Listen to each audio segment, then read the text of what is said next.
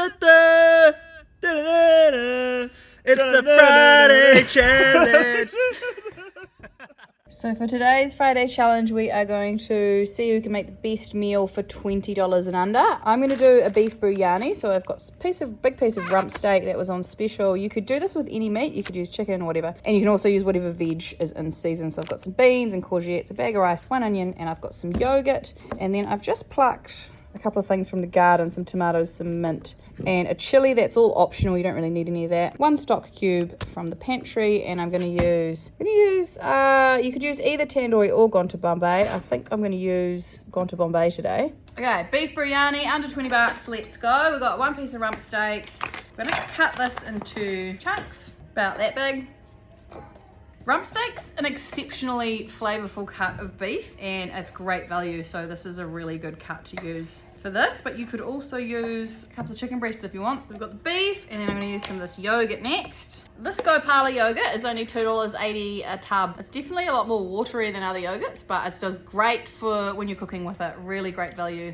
So next you can either use the gonta Bombay or the tandoori paste to flavor this. I'm going to use a tandoori paste because that's got the tomato paste in it as well, and some extra garlic and ginger. You want about 2 to 3 tablespoons, about 1/3 of a jar. I'm going to season this with man grind as well. The thing to remember about tandoori paste is it's low in salt, so you want to add a little bit of salt to that. Pop that in the fridge to marinate for however long you want to, overnight if you can, 10 minutes if you can. So step 2, dice your onion.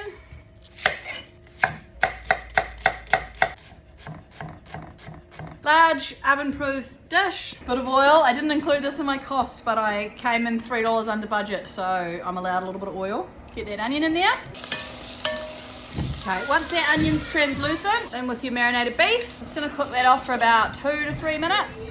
While that's doing its thing, let's get our veggies ready. Gonna grate the 2 courgettes.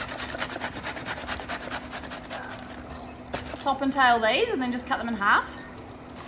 I'm just going to dice up this garden tomato and pop it in there now. This is optional, you don't need it at all, or you could use a tin of tomatoes if you like a tomato flavor, but it's really just an option. I'm just using up this tomato, it doesn't look great. Here we go. About 2 cups of rinsed basmati rice. That's going to go in here now. Stir that through. Can you see in that pot there? Stir that through. Here we go. 1200 mils of water and the 1 stock cube.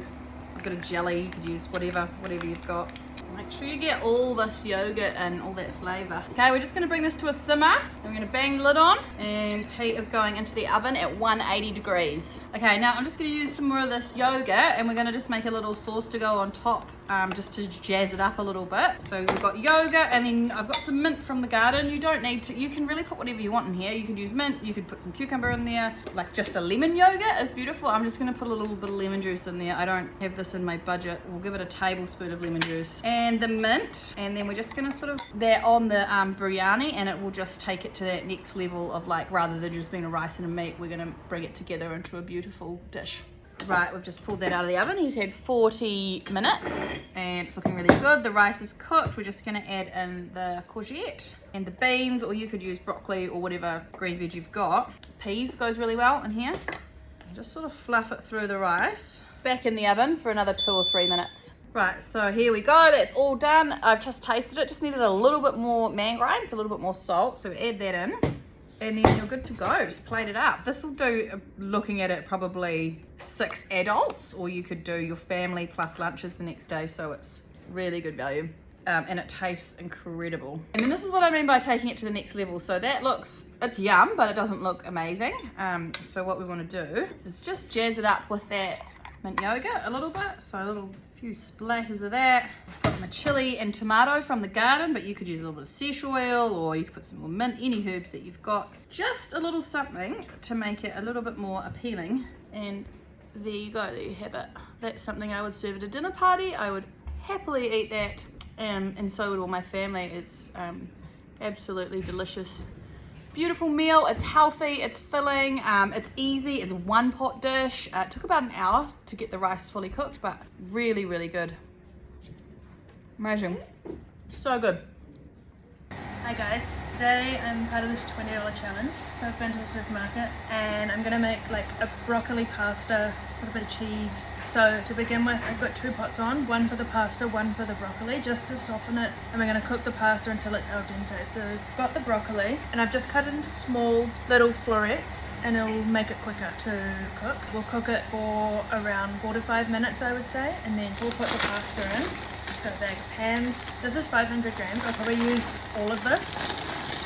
And then that will for around 8 minutes. So the broccoli's been boiling away for about 4 or 5 minutes now. You'll kind of tell that it's ready, that the water will start to get the colour in it. But basically it looks a bit kind of mushy and yuck, but it's going to get mushier, so it's fine. So we'll take that off and drain it. So using the same pot as the broccoli, we're just going to reuse it, save on the dishes. A little bit of oil, and then we're just going to saute off some onion and some garlic. And I'm also going to use the broccoli stalks because we didn't use it in the boiled one, but just use it all.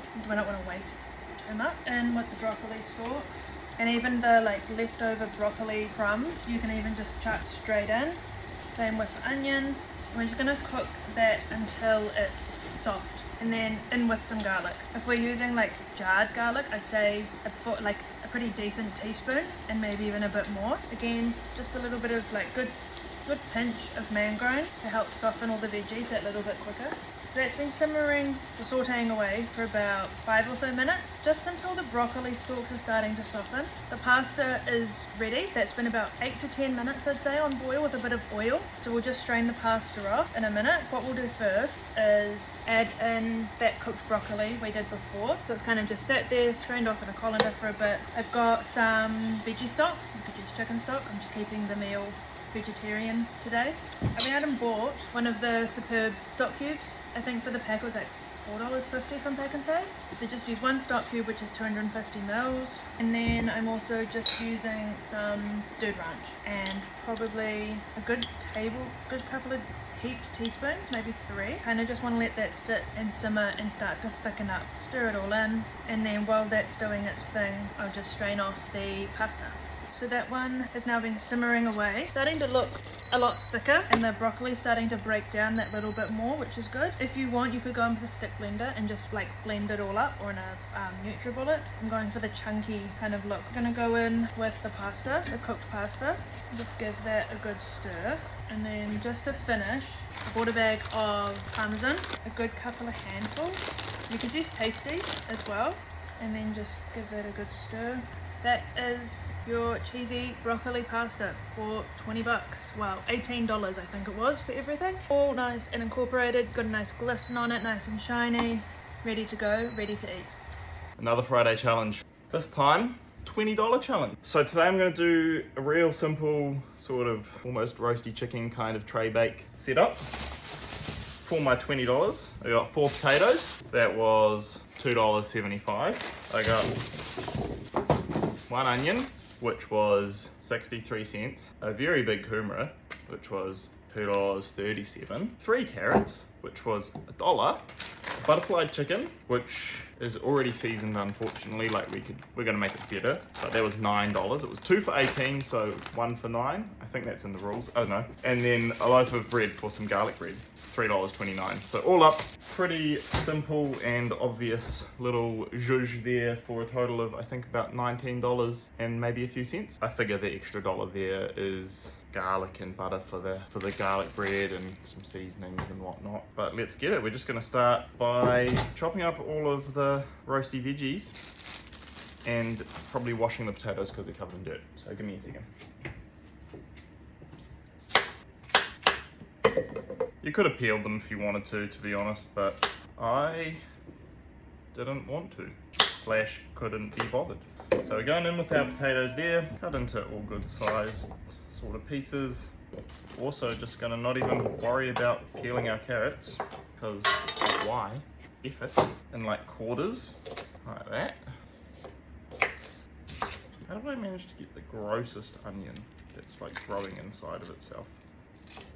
Onion into like wedges, and that'll like caramelize up real nicely and fall apart. Get some flavor, you know. And then I think maybe I will peel the kumara. Couldn't find a peeler, so I'm just going to chop the gross stuff off. That's like a massive bowl of veggies for this much money. Can you edit the dollar of just the veggies there? Cherie reckons I should do like a one tray thing, but I don't really want to. Bit of oil. For everyone that keeps telling us that we've typoed our labels, rapeseed oil is a thing. We didn't typo all of our labels, I promise. It's a thing. Give that a good old zhuzh up. And what do I want to season this with? Actually better start with a bit of man grind.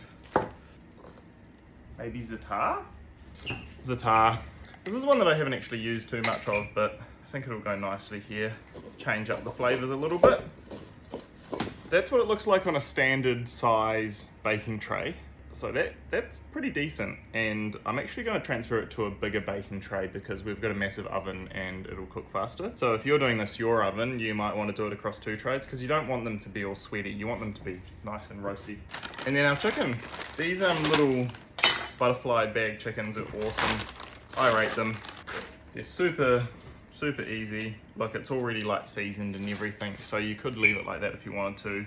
If I was doing this a bit more planned, I would have got some like lemon slices down to lift it up a little bit off the tray because you also want the juices draining away. All I've got is a apple that was used for apple bobbing that has a big mouthful taken out of it from someone, and so that's all I've got. But it'll do the trick.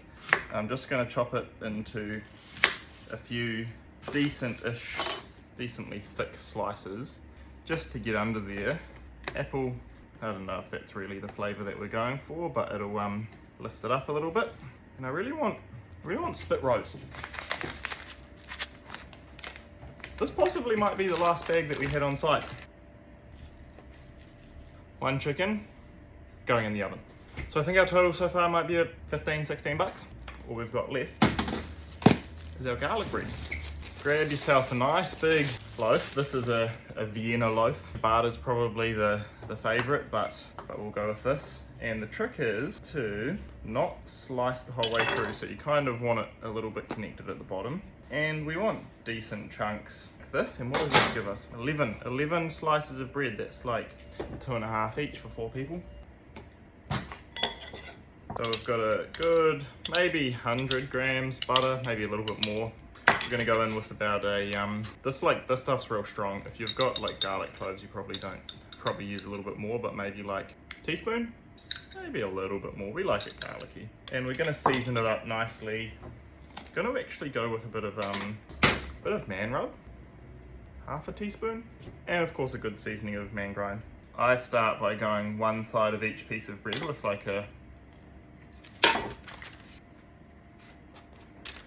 beautiful garlic bread ready to go in the oven. Right, it's been another, I don't know how long to be honest, but my roast veggies are looking real nice and done, so I'm going to take them out, chuck my garlic bread in, give these a little bit of time to rest. Chicken's maybe only another 5 or 10 minutes away as well.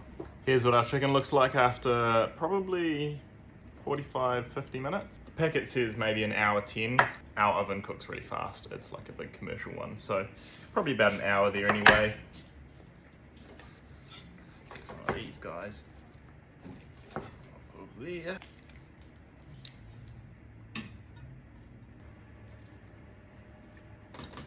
Roast veggies, chicken, and garlic bread.